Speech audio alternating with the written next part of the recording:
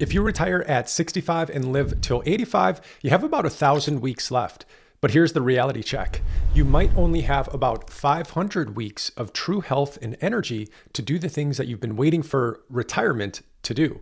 Those first few years of retirement are the go-go years, so let's make the most of them. If I haven't met you yet, I'm Dave Zoller, and my team and I, we've been helping people retire well for the last 16 years, and we've seen the patterns. So I'm recording this video so that you can have the complete guide to making your retirement years your best years yet. Some of these lessons might challenge what you've been told about retirement. Others are going to confirm what you've suspected all along, but all of them come from people who are 10 to 20 years older than you who've lived through it, both the successes and the regrets. So let's dive in. I'm going to start with the money specific lessons because that's the world that I live in, but the ones following it are even more important. And as I share these, I'd love to know which ones stick out the most to you. If you're able, let me know in the comments. It'd be interesting to see.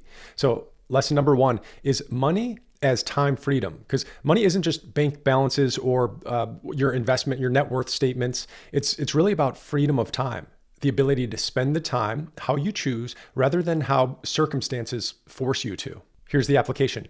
Don't hoard money if it means missing experiences during your healthy years. The goal isn't to die with the most money. It's really to live fully while you can. Here's the thing to remember. You can never buy back the memories that you never have. Number two is rent objects, buy experiences. Because objects, they depreciate in value and satisfaction, but experiences, they can appreciate in memory and often become more meaningful over time. Here's the application. If you compare the difference between buying a new luxury car versus the European family vacation, which one will you remember more fondly when you're 90 years old? Which one will your family maybe talk about at your funeral? If you have the choice, think about choosing experiences over things. Something similar to this is lesson three. It's the deathbed test. At 90 or 95, will you care more about the extra $50,000 you saved in your retirement accounts or the experiences you had during your healthy years? I've never met a 90-year-old client who said, I wish I had saved more money instead of taking that trip to Italy when I was 67. The application is stop oversaving if it means missing meaningful experiences during your healthy years. Very similar to the first one, but just a different way, different framework to think about it, the deathbed test. The next lesson is energy management over time management. Because you can have all the time in the world now that you're retired, but if you're running on empty, you can't do meaningful activities. Energy management is more important than time management, especially in retirement. This is the application. Audit what gives you energy versus what drains it. And design your retirement around energy-giving activities and energy-giving relationships.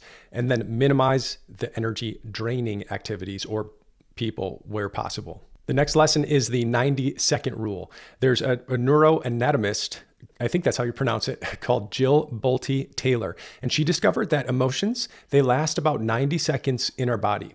After that, we're choosing to stay in the emotional state by continuing the thoughts that triggered it in the first place. And this is what I've been working on the most, actually. You might already be great at this, but here's the application. Don't let frustration about aging or health changes or what you saw in the news today control your days. Because really, we can acknowledge the feelings and let it run its course over 90 seconds, and then we can choose our response. And focus on the thing that I try to do is focus on the things that I'm grateful for, because we have a lot more control over our emotional state than we think. The next lesson is combat time acceleration. You might feel this. It's like the older we get, the faster time seems to pass by. As we age, the years often feel shorter because we have fewer new experiences. When you were 10, a year of your life was 10% of your entire life. And almost everything was a new experience. At 65, a year is less than 1.5% of your life experience. And the last 40 years or 30 years is often very much of the same routine over and over. And when everything is routine, time starts to blur together. But if you can constantly learn new things or have new experiences, time feels richer and more memorable. Here's the application. Look for new activities that create new experiences. Travel to new places that you've never seen.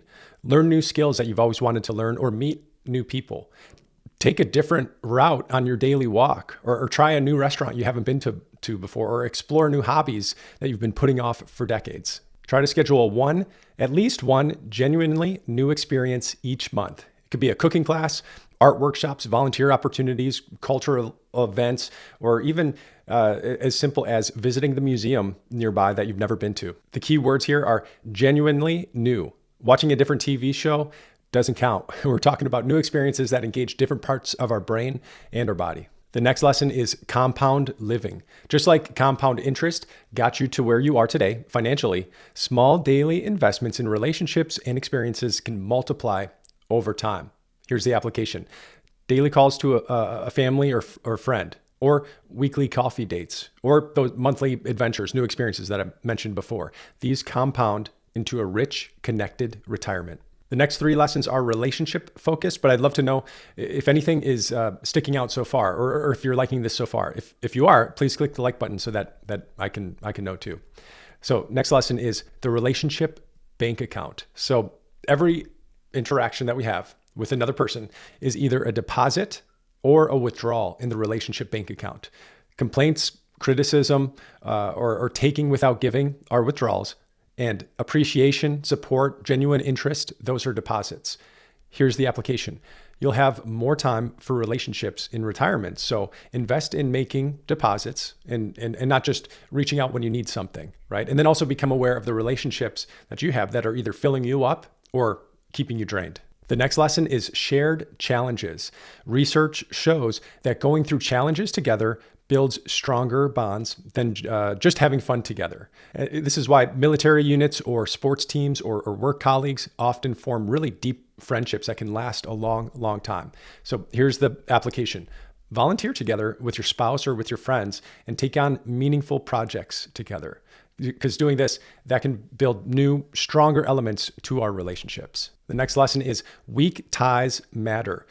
Your closest relationships, they're important, but don't underestimate weak ties that you have or casual acquaintances like neighbors or people that you see regularly, but you don't know very well. Because these connections, they can often open up doors to new opportunities and new perspectives. The application is to join clubs or take classes or attend community events, because these weak ties, they can keep you connected to the broader world and often lead to unexpected opportunities and friendships. The next lesson is step outside of your comfort zone. Your best opportunities in retirement could be ones that are outside of that comfort zone. Here's the application. Don't completely reinvent yourself, but don't just do what you've always done either. If you were an accountant, maybe teach financial literacy to younger people or younger accountants who are just getting started. Or if you were a nurse, maybe you're volunteering at the health clinic. Look at exploring adjacent interests that build on your already a lifetime of experiences that you've had. The next lesson, somewhat similar, is optimize for learning and not just comfort. Because comfort is the enemy of growth. And if you're always comfortable in retirement, you might not be growing. Here's the application. Your 60s and 70s are perfect for learning because you've got the time, you've got the resources, and you've got the life experiences to put knowledge in context. Every new skill that you learn, that can open up doors and keep your mind sharp. Now, the next few are going to be on creativity and health. Those are 2 crucial elements in retirement. But I think the last 3 that I'm going to share are really my favorite. They're all 3 of the last ones. They're all related to retirement design. When it comes to creativity, think about this lesson, which is strategic incompetence. Stay deliberately amateur at some things to maintain a joy of learning. Because when you become an expert at everything, you kind of miss that beginner's mindset or that beginner's excitement. This is the application. Don't worry about failing or looking stupid when you try something new.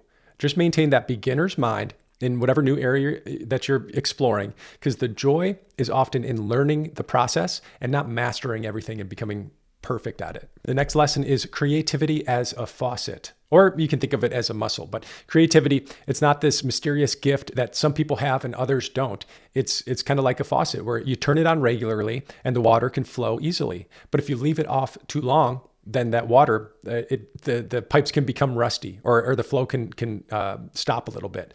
So the application is start that art class, write the book, or at least start writing to yourself, and then learn that new instrument that you were thinking about. Push through the beginner's phase where everything you create feels inadequate or just doesn't feel good. The goal isn't to become Picasso. It's really just to engage that creative part of your brain and your soul. The next lesson is health as a life force multiplier. Every aspect of retirement either improves or suffers based on how we're feeling, what our health is. It's your money, your relationships, your hobbies, your travel. Everything is better when you feel physically good and mentally good. So the application is, or the first question is, would you rather have 8 energized hours per day or 12 draining ones?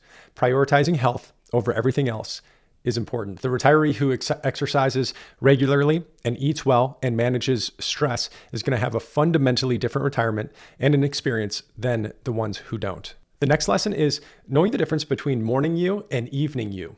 You're essentially 2 different people with different energy levels throughout the day.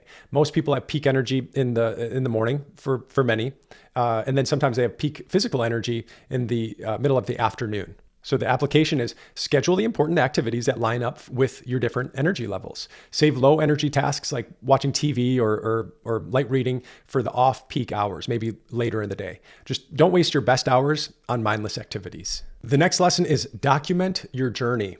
Because our brains, they like seeing progress. But without documentation, progress can often feel invisible and motivation can wane. So the application is keep a retirement journal or maintain photo albums or maybe start a blog post where you just share your experiences or maybe your travel experiences. We've got a few clients that have done this. They've retired and then they start a mini blog and they make it available to people if they've got the link, and they upload pictures of where they've been and they upload their thoughts or their thinking while they were there. And every time they always recommend it to others to do this too. Because looking back at where you were 6 months ago provides motivation to keep growing and to keep trying new things. At a very minimum, I would say, if at the end of the day, you can just write down 3 wins from the day, and they don't have to be big things. They could be the smallest, simplest thing that you found joy in. It could be as small as watching a bird build a nest in your backyard. The next 2 things are mental models for retirement, and then I'll get to the life design or retirement design, the final 3. But the first mental model is second order thinking, because most people, it's normal to think, what happens next? If I do this, what's the next thing? But really smart people who apply this mental model, they're thinking, what happens after what happens next? They're thinking 2 or 3 steps down the line. The application is when you're making retirement decisions, think 2 or 3 steps ahead. You know, if you move to a retirement community in a warmer location, how will you feel in 5 years? What's your relationship network going to look like when you're there? If you make a volunteer commitment, what other opportunities might it open or close? The next mental model is inverse thinking. So instead of asking, how do I solve this problem? Ask, how am I creating this problem? Or what would guarantee that this problem gets worse? Here's the application. Unhappy people in retirement, or let's pretend that you're unhappy in retirement. Instead of asking, how do I become happier? Ask, what am I doing right now? Or maybe not doing that's creating this dissatisfaction? Often the answer becomes more obvious when you flip the question to inverse thinking. Now let's get to the retirement design lessons here. This first one is test and don't just plan. You can't think your way into the right retirement, right? You have to test your way there. Plans and are really, they're like a hypothesis that need to be tested against reality. Here's the application. Try a mini retirement before you fully retire. Or volunteer in an area that interests you before committing long-term. Or if you're thinking about moving, maybe spend extended time in places that you're thinking about living just to test the assumptions about what you're really going to enjoy. We've had a few people who have rented for 6 months in the area where they wanted to buy in a brand new location, and they learned pretty quickly this wasn't the spot for them. So they got to do it in a new location, feel good about it, and then make the commitment to buy the new place there. The next lesson is design your own metrics. Don't measure retirement success by society standards or maybe your neighbor's choices or someone who's gone ahead of you, unless you really want to model them, but really try to define success for yourself. The application is success might mean deep relationships for you. It might mean the ability to learn a lot of new skills. It might mean more time and money to contribute to causes that you care about, or spiritual growth, or it could just be simply peace and contentment. And the next lesson is regular life reviews. Monthly reviews prevent yearly regrets. Regular course corrections prevent a major life mistake. Here's the application. Schedule quarterly retirement reviews, or it could be monthly, just to assess what's working and what needs adjustment. What brought you joy this quarter or this month? What drained your energy? Small adjustments, those can compound into major life improvements. If there was one of those lessons that stuck out to you, please write it in the comments below. I'd love to read it and see which one it was. And if you found this helpful, please like this video or share it with a friend so that hopefully YouTube can get it out to more people and they can get helped too. And then here are a few more videos to help make retirement your best stage of life yet. I'll see you there.